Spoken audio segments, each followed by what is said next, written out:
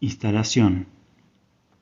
En octubre fui a vendimiar a los prados de la ribera del río y me cargué de racimos, más preciosos por su belleza y fragancia que como alimento. Admiré allí también, aunque no los tomé, los arándanos, pequeñas gemas de cera, aderezo de las hierbas del prado, nacaradas y rojas que el granjero arranca con un feo rastrillo, poniendo en la lisura de aquel una mueca de cólera, y que mide solamente a tanto el peso, vendiéndolas, despojo de Las Vegas, en Boston y en Nueva York, donde serán aplastadas para satisfacer el gusto de los amantes que de la naturaleza hay allí. Igual arrancan los matarifes la lengua el bisonte en plena pradera, sin importarles la planta rota y caída. El brillante fruto del gracejo era también sustento meramente para mis ojos. Sin embargo, recogí para sancochar una pequeña provisión de manzanas silvestres que el propietario y los caminantes habían ignorado, y cuando las castañas estaban maduras, apartaba medio bullel para el invierno.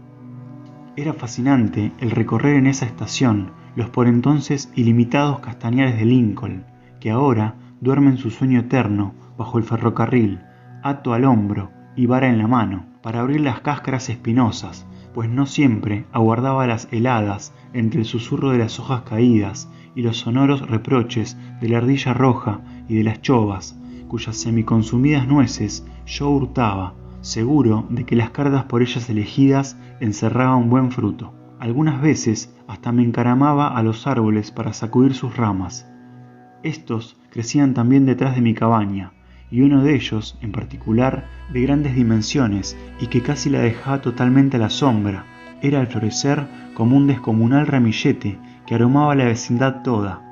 Las ardillas y las chovas se hacían, no obstante, con los más de sus frutos, apareciendo las segundas casi siempre en grandes bandadas a primera hora de la mañana para extraer los frutos de las cardas antes de que éstas cayeran. Yo les cedía esos árboles e iba a visitar otros bosques distantes, compuestos casi enteramente de castaños. Realmente me proporcionaban a veces un excelente sustitutivo del pan, aunque no me cabe duda de que indagando saldrían otros. Buscando un día lombrices para pescar, di con la glicina en su vaina, Apios tuberosa, la patata de los aborígenes, especie de fruto fabuloso que empecé a dudar si había comido o visto alguna vez, incluso de pequeño, como he dicho en alguna ocasión, y no simplemente soñado. Desde entonces he descubierto a veces sus flores rojas aterciopeladas y en frunces, apoyadas en los tallos de otras plantas, sin darme cuenta de que eran las mismas que conociera un día. La agricultura casi la ha exterminado. Tiene un sabor dulzaíno, como el de una patata que ha sido presa de la helada, y solía gustarme más hervida que asada. Este tubérculo parecía hacer buena la vaga promesa de la naturaleza de alimentar en el futuro a sus propios hijos con sencillez, velando por su desarrollo. Pero en estos días de orondo ganado y de ondulantes mares de grano, esta humilde raíz, antaño tótem de una tribu india, ha sido por completo olvidada o conocida tan solo por su florida enredadera. Pero dejad que vuelva a reinar la naturaleza salvaje una vez más, y los tiernos y exuberantes granos ingleses desaparecerán probablemente frente a una miríada de enemigos, que falte el cuidado del hombre, y el grajo devolverá hasta el último grano al vasto maizal del dios de los indios, allá en el suroeste, en donde se dice que fuera traído por él, y puede que la glicina, hogaño casi extinta, reviva y florezca, llena de pujanza, a pesar de las heladas y de la brosa, y se revela auténticamente indígena para asumir de nuevo su antigua importancia y dignidad como sustento de la tribu cazadora. Alguna Ceres o Minerva india debe haber sido su creador y custodio, y cuando se instaure aquí el reinado de la poesía, sus hojas y sarmientos cargados de frutos puede que sean representados en nuestras obras de arte. Ya para el 1 de septiembre vi a 2 o 3 arces pequeños del otro lado de la laguna, revestidos ya de escarlata, por debajo de los cuales divergían los blancos tallos de 3 álamos que, al extremo mismo de un promontorio, se cernían sobre las aguas. Cuántas leyendas encerraba su color, y así, gradualmente, de semana en semana, cada uno de los árboles fue revelando su genuino carácter. al tiempo que admiraba su imagen, reflejada en el límpido cristal del lago. El director de esta galena sustituía cada mañana la imagen presente por otra de color más brillante o armonioso. En octubre llegaron las avispas a millares a mi alojamiento, como si se tratara de sus cuarteles de invierno, y se establecieron en mis ventanas y paredes, con lo que algunas veces disuadieron de entrar algunos de mis visitantes. Cada mañana expulsaba algunas, ateridas de frío, pero en general jamás me preocupé de librarme de ellas. Me halagaba, incluso, el hecho de que hubieran considerado mi casa un refugio deseable. Nunca me molestaron seriamente, aunque compartíamos el dormitorio, y poco a poco fueron desapareciendo en Dios sabe qué grietas para eludir el invierno y aquel indecible frío. Como las avispas, y antes de que finalmente me decidiera ocupar en noviembre mis cuarteles de invierno, acostumbraba dirigirme a la ribera noreste de Walden, donde el sol que se reflejaba en los sotos de pinoteas y en la orilla pedregosa se transformaba en liar, y es mucho más agradable y sano el ser calentado por el sol en tanto sea posible que por un fuego artificial. Me confortaba, pues, así, con el rescoldo aún vivo que el verano, como cazador en ruta, había dejado tras de sí. Cuando llegó el momento de construir mi chimenea, me puse a estudiar albañilería, y siendo mis ladrillos de segunda mano, con lo que se hacía necesario limpiarlos con la paleta, aprendí más de lo corriente sobre las cualidades de unos y otras. El mortero, que seguía adherido a su reverso, tenía más de 50 años, y se decía que aún seguía endureciéndose, pero esa es una de estas cosas que a los hombres gusta decir y repetir hasta la saciedad, sean verdad o no. Estos dichos son los que fraguan más y se adhieren con creciente firmeza a medida que pasa el tiempo, de modo que harían falta muchos paletazos para librar de ellos a un viejo sabelotodo. Muchas aldeas de Mesopotamia están construidas con ladrillos de segunda mano, de muy buena calidad, extraídos de las ruinas de Babilonia, y el cemento que todavía conservan es más viejo y probablemente más duro aún. En cualquier caso, lo que más me sorprendió fue la peculiar dureza del acero que soportaba tantos golpes violentos sin señal alguna de desgaste. Dado que mis ladrillos habían formado parte ya de otra chimenea, aunque no descubrí en ellos el nombre de Nabucodonosor, elegí cuantos me fue posible de aquella clase para evitarme trabajo y derroches superfluos, y rellené los huecos que quedaron entre ellos con piedras que recogí en la orilla de la laguna, de la que tomé asimismo la arena blanca con que hice el mortero. Dediqué mucho tiempo a la construcción de esta chimenea, que consideraba la parte más vital de la casa. La verdad es que trabajé con tanta parsimonia que, si bien empecé a nivel del suelo por la mañana, una hilada tan solo, de apenas unas pocas pulgadas de altura, me sirvió a la noche como almohada. Sin embargo, no recuerdo haber contraído ninguna tortícolis por ello, y la rigidez de mi cuello data de bastante antes. Por aquel tiempo, tomé en pensión durante 2 semanas a un poeta, lo que me apuró en tanto por cuestión de espacio. Trajo su propio cuchillo, aunque yo ya contaba con 2, y solíamos clavar la hoja en tierra para limpiarla y dejarla brillante. Ambos compartíamos las labores de la cocina, y yo me complacía viendo elevarse mi obra gradualmente, cuadrada y sólida, y pensando que, si el progreso era lento, el resultado duraría mucho tiempo. La chimenea constituye en cierto modo una estructura independiente, afirmada en el suelo, que se eleva más allá de la casa para alcanzar los cielos, e incluso si esa resulta destruida por un incendio, aquella permanece en ocasiones aún erguida, dando prueba conspicua de su importancia e independencia. Llegábamos ya a las postrimerías del verano, estábamos en noviembre. El viento norte había empezado a refrescar la laguna, pero harían falta muchas semanas de búfido continuo para lograrlo del todo, de lo profunda que era. Cuando empecé a encender fuego al anochecer, antes de revocar la casa, la chimenea tiraba extraordinariamente, debido acaso a las numerosas rendijas abiertas en el tablazón. El caso es que pasé más de una noche agradable en aquella pieza bien ventilada y fresca, enmarcada por tablas marrones y vastas, llenas de nudos, que culminaban en vigas cubiertas aún de su corteza. Luego de revocada, mi casa ya no me pareció nunca tan hermosa, aunque de razón, es confesarlo, resultara más cómoda. ¿No debiera ser la morada del hombre de techumbre lo suficiente elevada para albergar en lo alto cierta oscuridad, para que a las huidizas sombras le fuera posible juguetear allá con los fustes?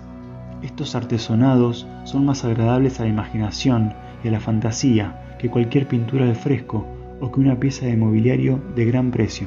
Puedo decir que empecé a habitar mi casa ahora, al recurrir a ella en busca de calor, amén de refugio.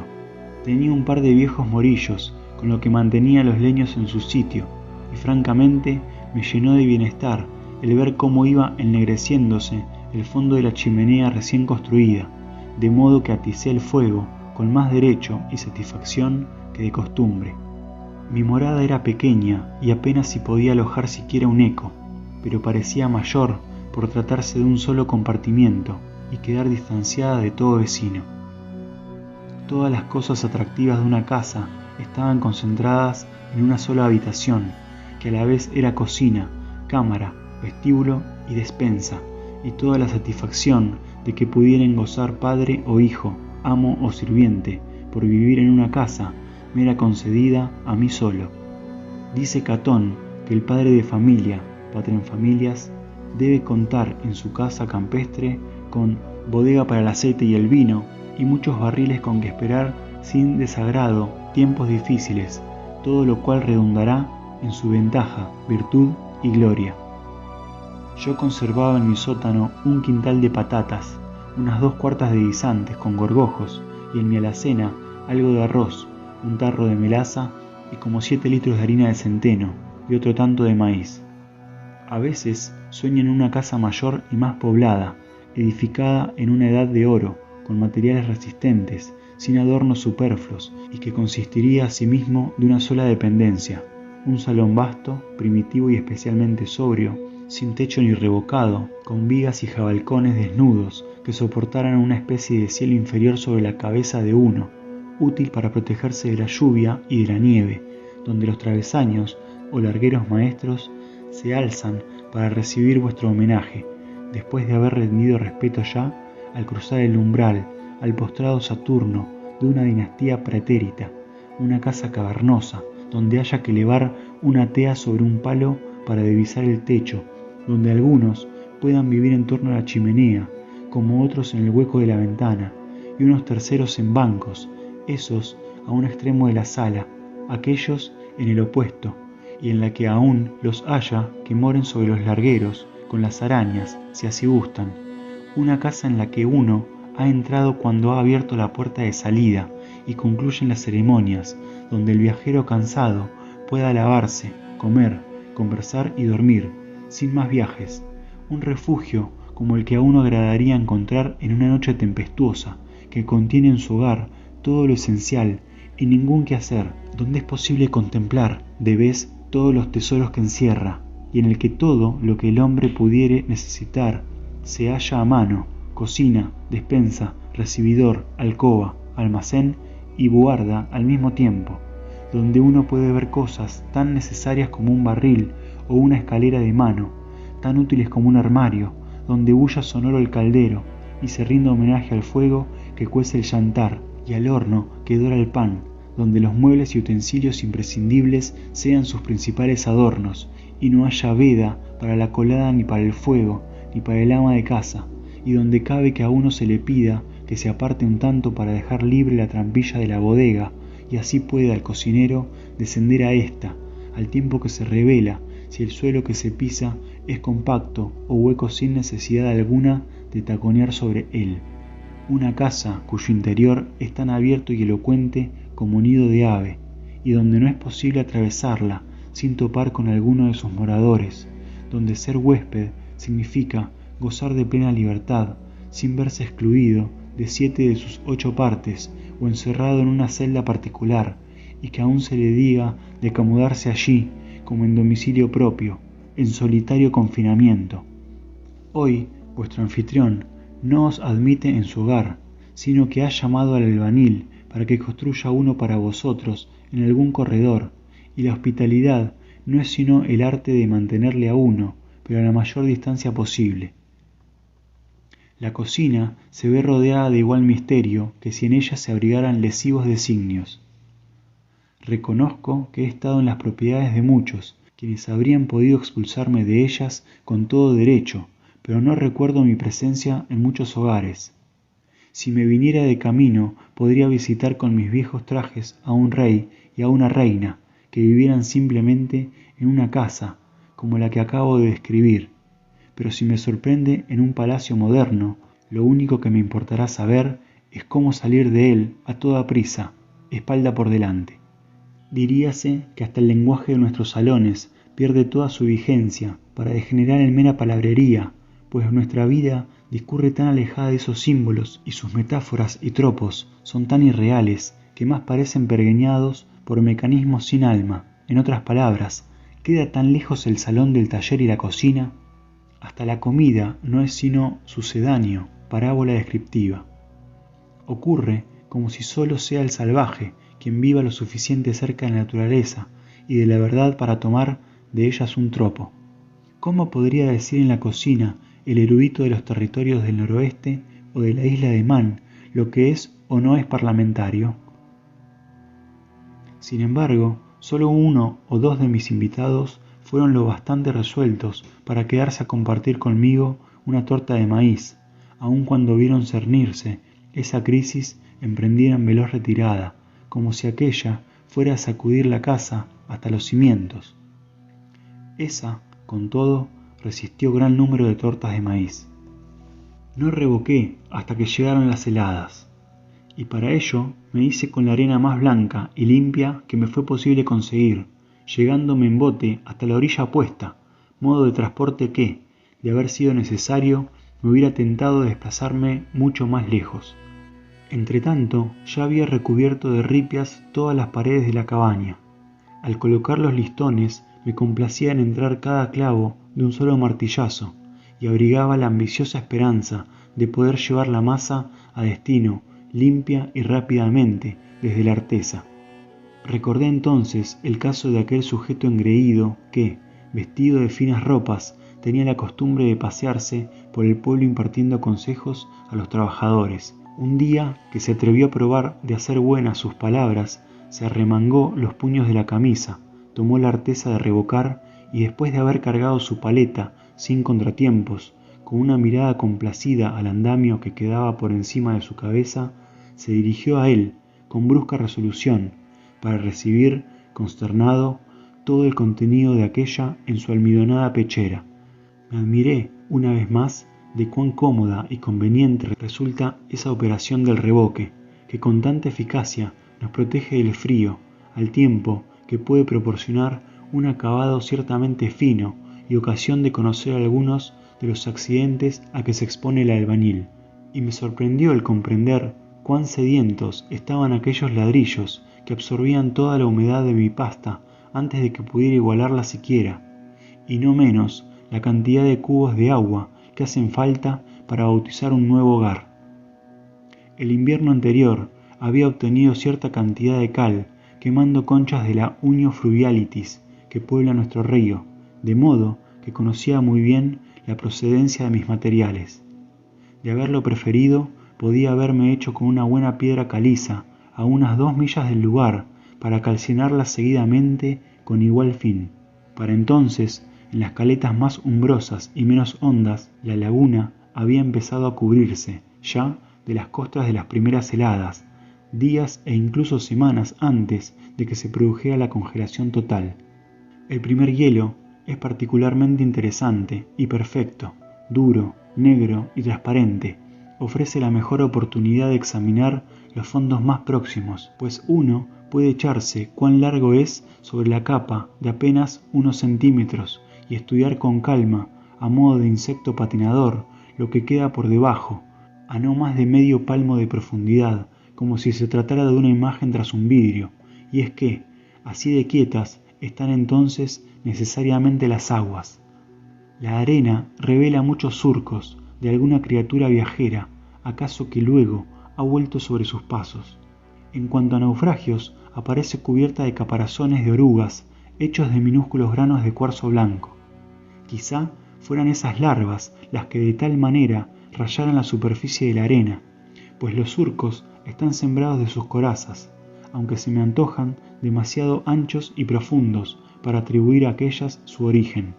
Pero es el hielo mismo el objeto de mayor interés, y no hay que desaprovechar la ocasión de estudiarlo tan pronto como ésa se presente. Si lo examináis de mañana, después de la helada, observaréis que la mayor parte de las burbujas que al principio creíais encerradas en su interior se encuentran adheridas a su superficie inferior, en tanto que otras no cesan de ascender desde lo más hondo. Solo mientras el hielo se conserve así, relativamente sólido y oscuro, podréis ver el agua a su través. Estas burbujas de 3 milímetros a 30 centésimas de milímetro de diámetro, claras y muy hermosas, hacen que podáis ver en ellas reflejado vuestro rostro a través del hielo.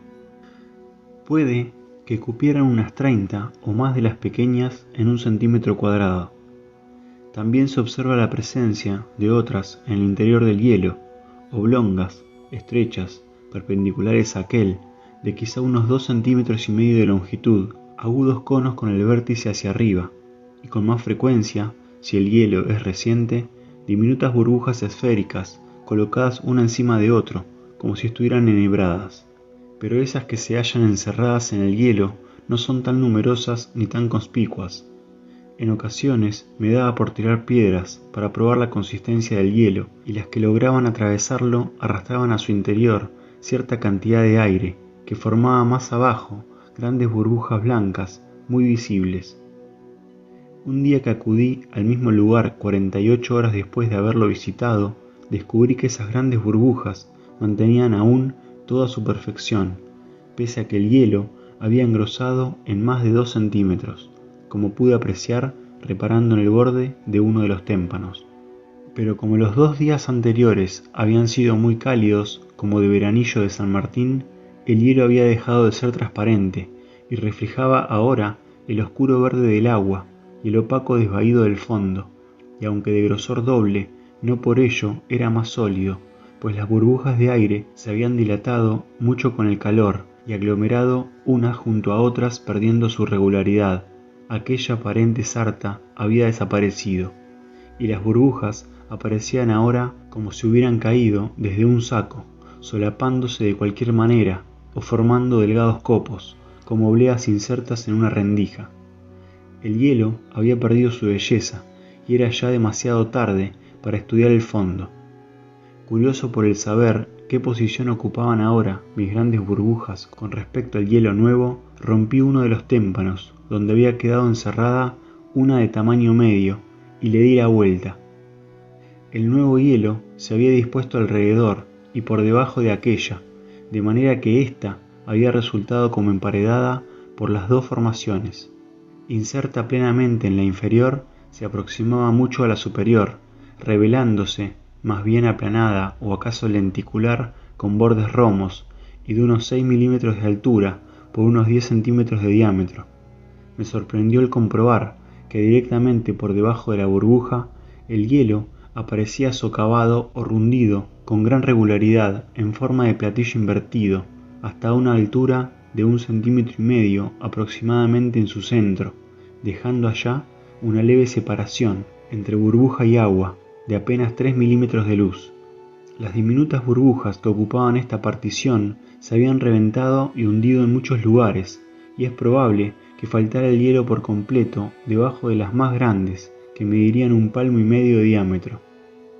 Llegué a la conclusión que las infinitas burbujillas que había visto en principio adosadas a la capa inferior del hielo se habían congelado de tal manera como aquel que cada una de ellas, en mayor o menor grado, habían actuado a guisa de cristal o lente, que haciendo acopio y concentrando el calor sobre el hielo, había sido causa de su fusión y muerte. Esas son las pequeñas pistolas de aire comprimido que hacen que el hielo se resquebraje y gima. Acaba de revocar mis paredes cuando, por fin, se instaló plenamente el invierno con toda su crudeza, y el viento empezó a aullar alrededor de la casa, como si hasta entonces no le hubiera sido permitido el hacerlo.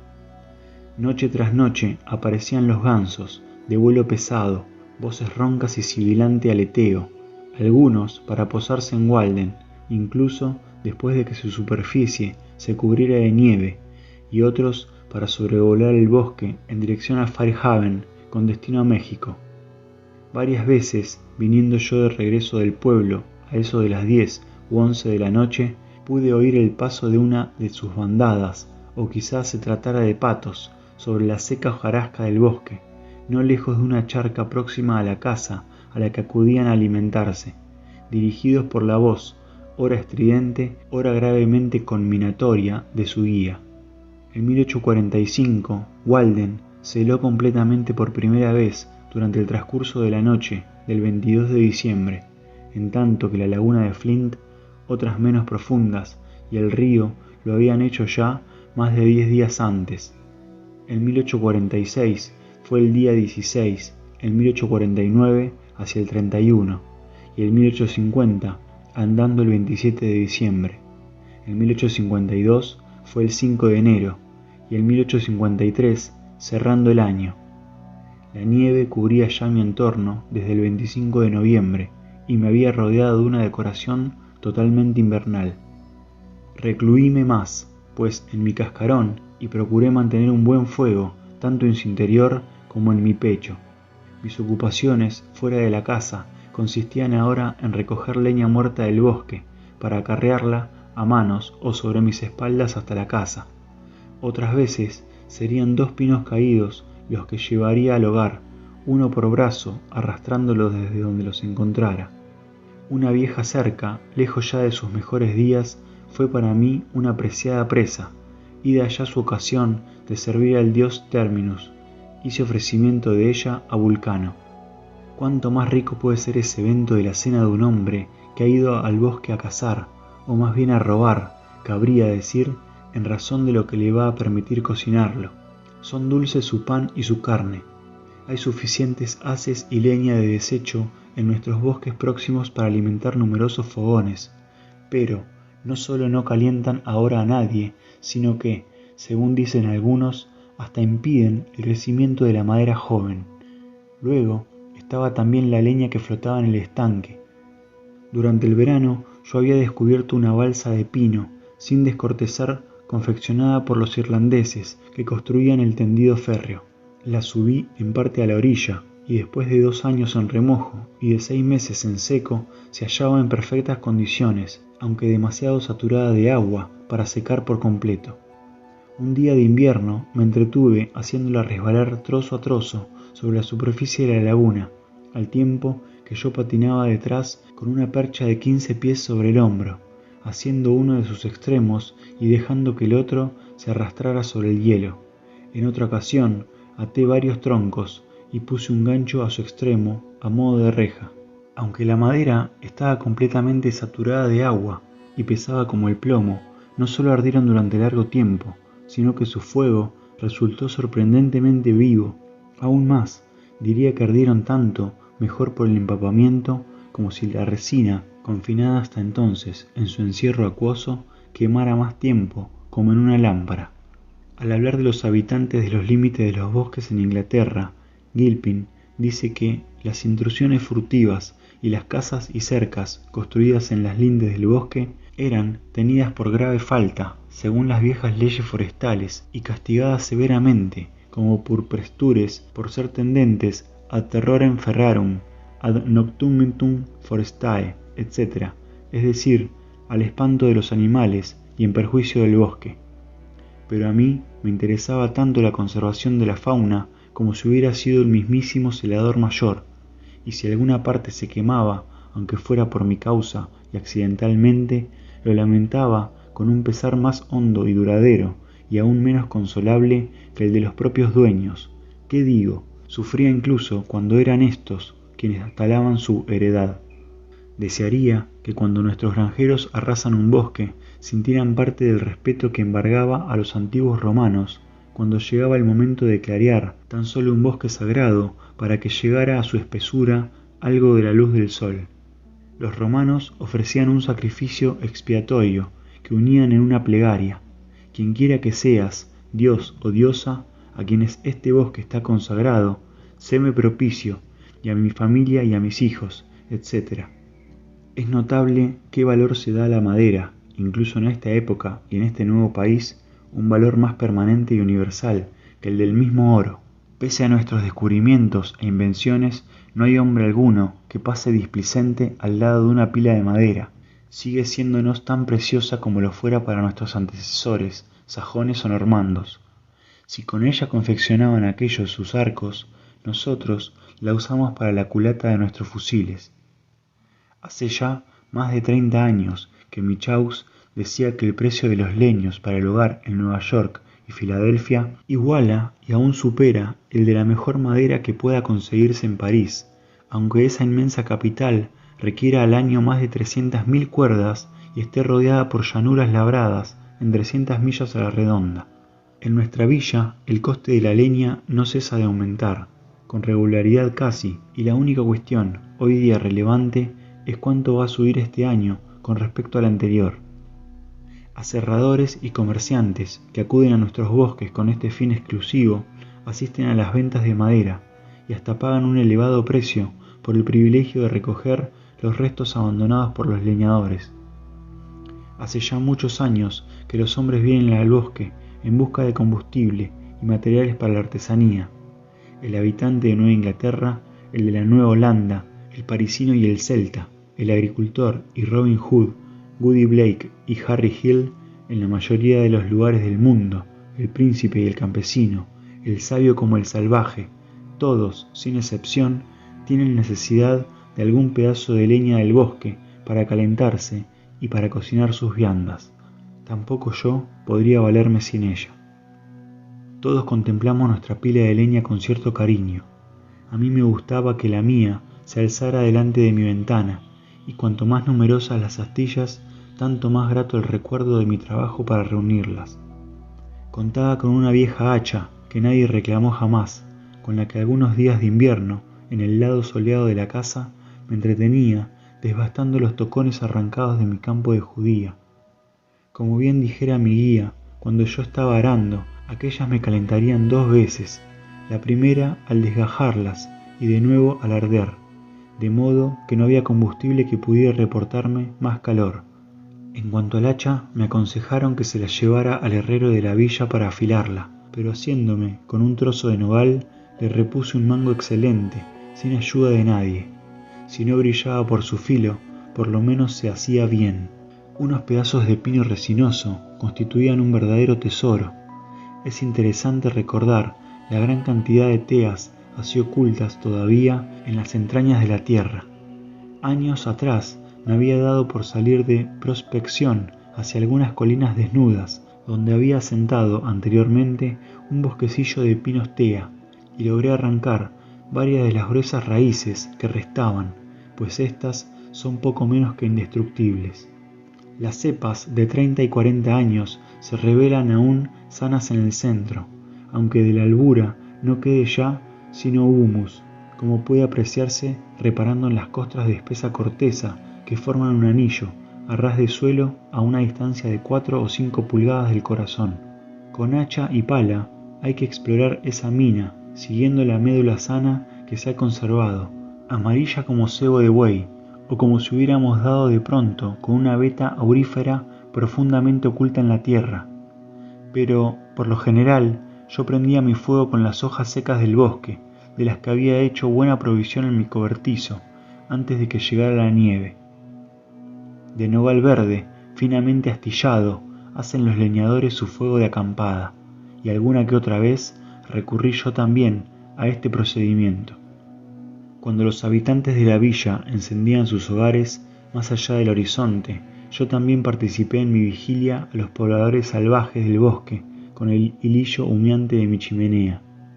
Humo de ligeras alas, ave de Ícaro, que fundes tus salones en vuelo, alondra sin trinos, mensajero del alba, que te cierne sobre la aldea como si fuera nido, o sueño fugitivo y forma vaga, visión de medianoche, que te recoges en tu propia túnica, velando de noche las estrellas, y de día oscureciendo el sol. Sube, incienso mío, desde este hogar, y pide a los dioses perdón por esa viva llama. La leña verde y dura, recién cortada, aunque la usaba poco, respondía a mis propósitos mejor que cualquier otra. A veces, cuando iba a darme una vuelta en una tarde de invierno, dejaba un buen fuego, y a mi regreso, 3 o 4 horas más tarde, lo encontraba aún vivo y resplandeciente. Mi casa, pues, no quedaba desierta siquiera en mi ausencia. Era como si hubiera dejado allá un animoso casero. Allí vivíamos el fuego y yo, y mi casero se reveló siempre digno de la mayor confianza. Sin embargo, un día en que me encontraba tajando astillas, se me ocurrió mirar hacia el interior de la casa, asomándome a la ventana, por ver si el fuego habría causado algún accidente. Es la única vez que yo recuerde en que me he sentido preocupado por esta razón. Miré pues y vi que una chispa había prendido en las ropas de mi cama. Cuando la hube extinguido, había consumido ya de aquellas una porción tan grande como mi mano. Pero mi casa ocupaba una posición tan soleada y recoleta, y su techo era un bajo que podía permitirme el dejar que la lumbre se extinguiera mediado el día en invierno. Los topos anidaban en mi bodega, mordisqueando una patata de cada 3 y haciéndose un lecho bien arropado con algunas crines sobrantes del reboque y con papel de estraza, pues incluso los animales más salvajes gustan del calor y de la comodidad igual que el hombre y superan el invierno solo porque han sido lo suficiente precavidos para asegurárselos de antemano. Algunos de mis amigos hablaban como si mi propósito al venir al bosque no fuera otro que el de congelarme. El animal se limita a prepararse un lecho que calienta luego con su propio calor, pero el hombre, descubridor del fuego, encierra cierta cantidad de aire en un compartimento y procede luego a calentarlo. En lugar de robarse a sí mismo, seguidamente hace que su lecho, en el que puede recogerse libre del aprisionamiento de ropas gruesas, mantenga una especie de verano en medio del invierno. Por medio de ventanas da entrada a la luz y aún alarga con su lámpara la duración del día. Le gana así un par de pasos al instinto y se hace con algún tiempo extra que dedica a las bellas artes. De modo que, si después de haber estado expuesto a los más crudos embates del clima durante demasiado tiempo, mi cuerpo adolecía de cierto torpor, cuando me incorporaba a la acogedora atmósfera de mi casa, recobraba pronto mis facultades plenas y prolongaba mi vida. Con todo, ni siquiera el hombre mejor alojado puede vanagloriarse de ello, ni es necesario que especulemos con el fin que le espera finalmente a la raza humana. Sería fácil cegar sus hilos en cualquier momento con una ráfaga más cruda del norte. Seguimos fechando con el recuerdo de los viernes fríos y las grandes nevadas, pero un viernes un poco más frío o una nevada algo mayor pondrían fin a la existencia del hombre en la tierra. El invierno siguiente, y por economía, me serví de un pequeño fogón para cocinar, pues el bosque, al fin y al cabo, no era mío, sin embargo, no conservaba el fuego tan bien como el hogar abierto. Entonces, el cocinar había dejado de ser ya un lance poético para convertirse en simple proceso químico. En estos días de hornillo y demás, pronto se olvidará que solíamos asar patatas en las cenizas, a la manera de los indios. No solo ocupó espacio aquella estufa, amén de dejar olor, sino que ocultaba el fuego, y yo me sentí como si hubiera perdido un compañero. Siempre es posible descubrir un rostro en las llamas. Al mirarse en ellas al anochecer, el labrador purga sus pensamientos de la escoria y el polvo que se han adherido a ellos durante la jornada. Pero ya no podía sentarme a contemplar el fuego, y las ajustadas palabras del poeta acudieron nuevamente a mi recuerdo con mayor fuerza. Que nunca, llama brillante, pueda negárseme tu cara y firme simpatía, imagen de vida. ¿Qué, si no mis esperanzas se elevó tan resplandeciente? ¿Qué, si no mi suerte se hundió tanto en la negrura? ¿Por qué eres proscrita de nuestros salones y hogares, tú, la bien acogida y amada de todos? ¿Tan fantástica era tu existencia para la ordinaria luz de nuestra vida gris? ¿Acaso tu brillante fulgor se regaló en misterios con nuestras receptivas almas, con secretos demasiado audaces?